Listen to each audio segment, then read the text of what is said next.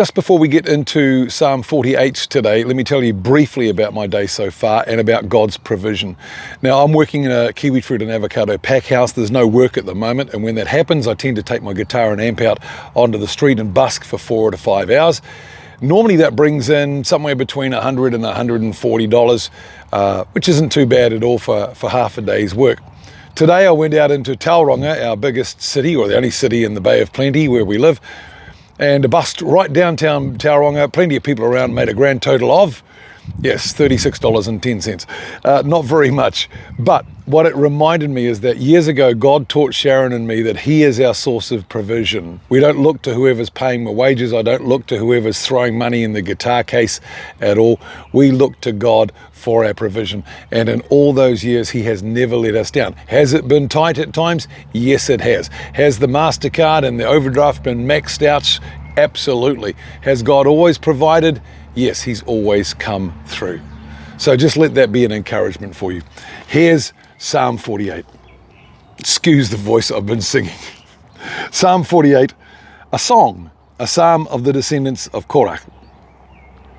Great is Adonai, and greatly to be praised in the city of our God, His holy mountain, beautiful in its elevation, the joy of all the earth.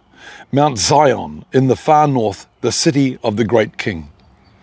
In its citadels, God has been revealed as a strong defense.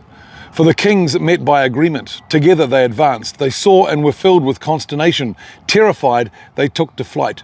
Trembling took hold of them, pains like those of a woman in labor, as when the wind of the east wrecks the Tarshish ships. We heard it, and now we see for ourselves in the city of Adonai Tzvaot, in the city of our God. May God establish it forever. God, within your temple we meditate on your grace. God, your praise like your name extends to the ends of the earth. Your right hand is filled with righteousness. Let Mount Zion rejoice. Let the daughters of Judah be glad because of your judgment on the enemy. Walk through Zion, go all around it, count how many towns it has.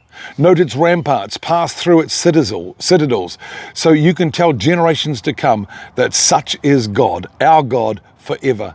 He will guide us eternally. I love that. It's just a great psalm praising God and using Jerusalem, the holy city and the holy mountain as the example. You know, what city is like Jerusalem? What mountain is like Zion? What God is like our God? God, within your temple, we meditate on your grace. That's something that we need to do, isn't it? We need to meditate on God's grace. I love that. That's verse 9. That's Psalm 48. I'll see you tomorrow for Psalm 49.